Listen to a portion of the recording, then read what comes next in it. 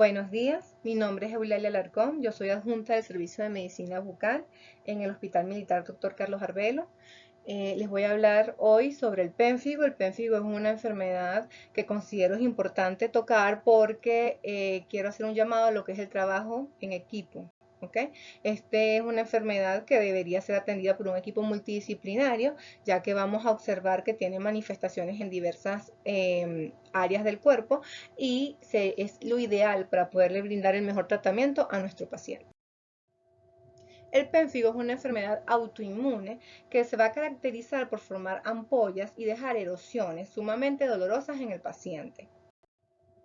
En cuanto a la clasificación, tenemos que en principio se hablaba del pénfigo vulgar con una subdivisión del pénfigo vegetante, y luego pénfigo foliáceo, conocido como el Volkswagen, que se observa de forma muy eritematosa, por eso su subdivisión es el pénfigo eritematoso. Y también, más reciente, hubo otra subclasificación donde incluían el pénfigo paraneoplásico, donde hay, como lo dice el nombre, una neoplasia de base, lo cual es importante determinar para poder brindar el tratamiento adecuado a nuestro paciente. Y el pénfigo de la inmunoglobulina A, donde el autoanticuerpo generado es la inmunoglobulina A. La epidemiología del pénfigo es que lo vamos a observar en ambos géneros, tanto género femenino como género masculino, entre la cuarta y sexta década de la vida. Se observa mucho en judíos, sobre todo en la zona del Mediterráneo. El Volkswagen lo vamos a ver sobre todo en Sudamérica, India, África y en la península arábica. En Brasil se ha detectado casos incluso en niños y adultos jóvenes de ambos géneros entre la segunda y tercera década. Y sobre todo se ve en áreas rurales. En cuanto a la etiología, vamos a tener ciertos factores genéticos, como lo son los autoanticuerpos contra la superficie de los queratinocitos. Lo vamos a explicar un poquito más adelante. Y los antígenos de los complejos mayores de histocompatibilidad, en este caso el HLA de clase 2. En cuanto a los factores ambientales y desencadenantes, tenemos los hormonales, las radiaciones ultravioletas, fármacos como los fármacos hipertensivos, los antiinflamatorios de tipo no esteroideos, incluso se ha observado reacciones con la penicilina, entre otros fármacos. La dermatosis por contacto, las radiaciones ionizantes, las cicatrices quirúrgicas, se ha observado que también pueden ser como un detonante, quemaduras. En cuanto a la dieta, se habla de que el ajo y el puerro pueden ser desencadenantes también de este tipo de enfermedades, y las infecciones como la del herpes virus. En cuanto a la patogenia, lo que ocurre es que hay una formación de autoanticuerpos de inmunoglobulina G. Estos van a atacar la región terminal, la región terminal de la desmoglobina 1 y 3. Estas se van a encontrar en la superficie de los queratinocitos, específicamente en los desmosomas. ¿Okay? Y esto es lo que produce una acantosis y la formación de ampolla intraepitelial. Las manifestaciones clínicas, vamos a observar en piel unas ampollas, ¿okay? Que van a variar de tamaño, que rompen fácilmente, y el líquido es ceroso o blanco, incluso lo describen hasta hemorrágico. Van a dejar una zona erosiva y en el medio pueden formar incluso costras, como lo observamos en la imagen. Además, van a darse sobre todo en lo que es el tronco, las axilas, los pliegues de las axilas, en la espalda, y podemos observarlo también en cuero cabelludo. No obstante, se pueden observar también en las piernas, en los muslos, en otras zonas del cuerpo. Incluso vamos a hablar también de que se pueden observar en diferentes tipos de mucosas. Generalmente, la más afectada es la mucosa oral, pero también se ha observado que puede afectar mucosa genital e incluso ocular. ¿Okay? Por eso es que hablamos del equipo multidisciplinario. En cuanto a cavidad bucal, pocas veces vamos a observar la ampolla. Generalmente ya ahí vamos a observar las úlceras, porque la boca, justamente por todo el tema de la comida, el habla, podemos decir que se maltrata fácilmente la ampolla y se rompe. Va a dejar es la úlcera. Entonces, en cavidad bucal, eso es lo que vamos a ver. Úlceras, erosiones, úlceras de formas irregulares, de tamaño variado, sumamente dolorosas, generalmente en lengua, en carrillos. Podemos llegar a observarlo también en lo que es las encías, sobre todo en la parte cercana al cuello del diente. ¿Okay? Y pocas veces, pero sí se puede llegar a ver en paladar duro y en paladar blando, en piso de boca. En labios sí podemos llegar a observar ya formaciones costrosas, ¿ok? Y es sumamente doloroso. Importante, generalmente la manifestación en cavidad bucal ocurre incluso 4 meses antes, en el 50-70% de los casos de pénfigo. Entonces es importante tratar de detectar con prontitud este tipo de enfermedades. Las manifestaciones clínicas del pénfigo vegetante vamos a ver que forman como unas placas. Alrededor de la placa incluso pueden ver ampollas y son muy erosivas. Es un poquito como más agresiva la manifestación clínica. Igualmente se va a formar o se ve quizás un poquito más lo que es en la formación de pliegues de las axilas. ¿Ok? Pero más o menos tienen las mismas características del pénfigo vulgar.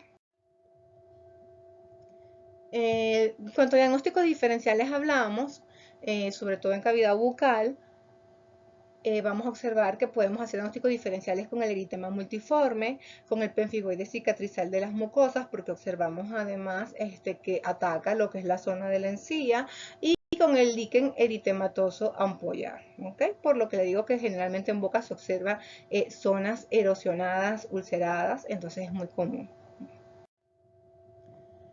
En cuanto a la histopatología, lo que vamos a observar, ¿verdad?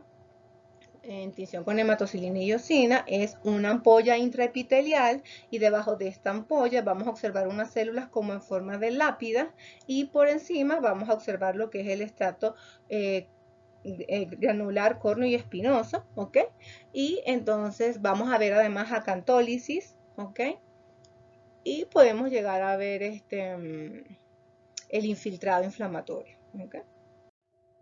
En cuanto a la inmunofluorescencia, vamos a ver autoanticuerpos celulares de inmunoglobulina G y van a formar un patrón en panal de abeja. En cuanto a la citología exfoliativa, que quizás a veces uno no la hace tanto, pero es un método también de diagnóstico válido, se haría con el Papa Nicolau y vamos a observar las células acantolíticas de Tessan, que son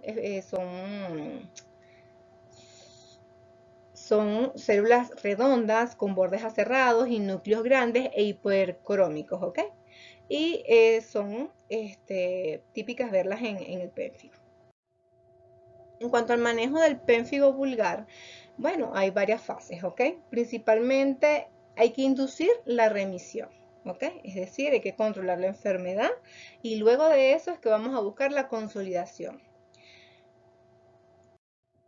En cuanto al mantenimiento de la remisión, vamos a hacerlo de manera gradual, ¿ok? Para minimizar así los efectos secundarios.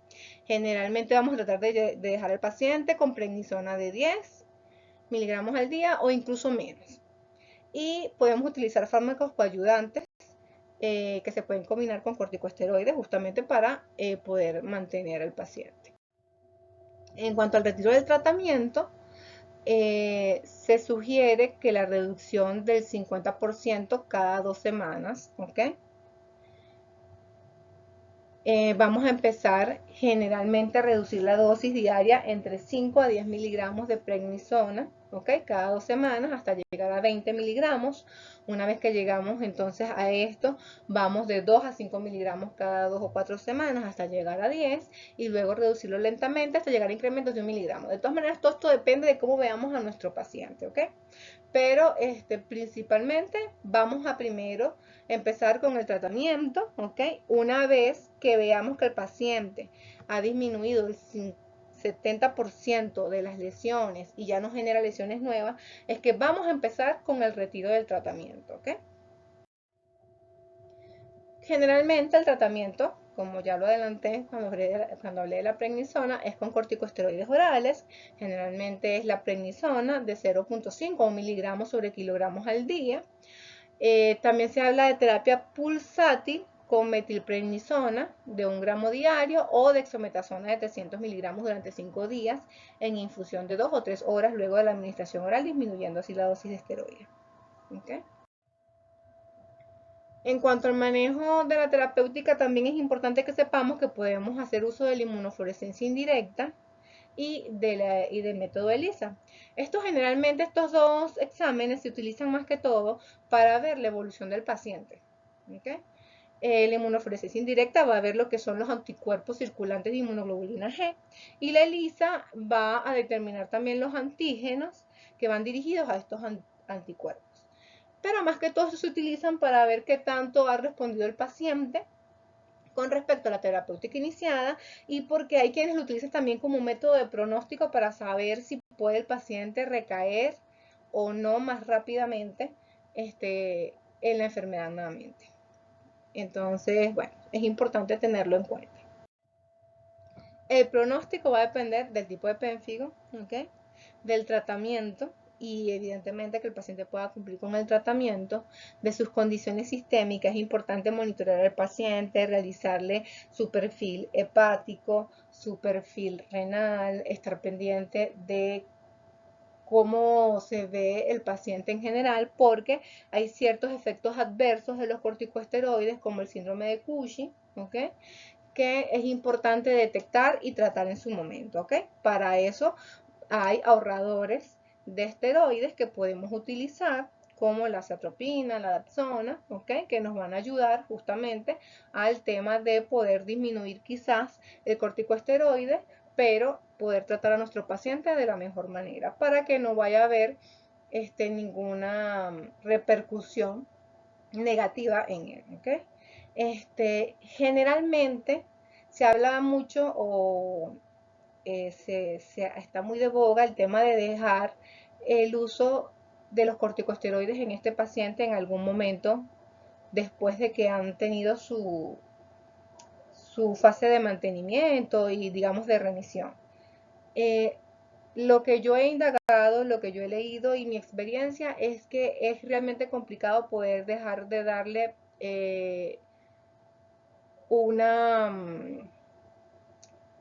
un mantenimiento al paciente, así sea pequeño, con el corticosteroide, ¿ok? Porque suelen recaer en algún momento. Entonces, lo ideal, o por lo menos mi consejo, es siempre llegar a una dosis mínima, mantenerlo, ¿ok? Hay que evaluar, por supuesto, a este paciente. Los casos que he averiguado que se pueden dejar generalmente son pacientes que han tenido muchos años ya en tratamiento. Es algo interesante, es algo que podemos seguir estudiando, pero creo que hay que ser muy cuidadosos con el tema de dejar la medicación por completo, porque podemos tener recaídas en el paciente. Lo más importante es que el paciente esté consciente de la enfermedad, que venga a sus consultas de control y de esa manera nosotros podamos entonces mantener al paciente saludable y en caso de que haya algún problema, pues poder atenderlo con prontitud. Sin más a qué hacer referencia y agradecida por el tiempo prestado para esta presentación. Por el tema del tiempo traté de resumirlo lo más posible y hacer llegar la información más importante a ustedes. Muchas gracias. Hasta luego.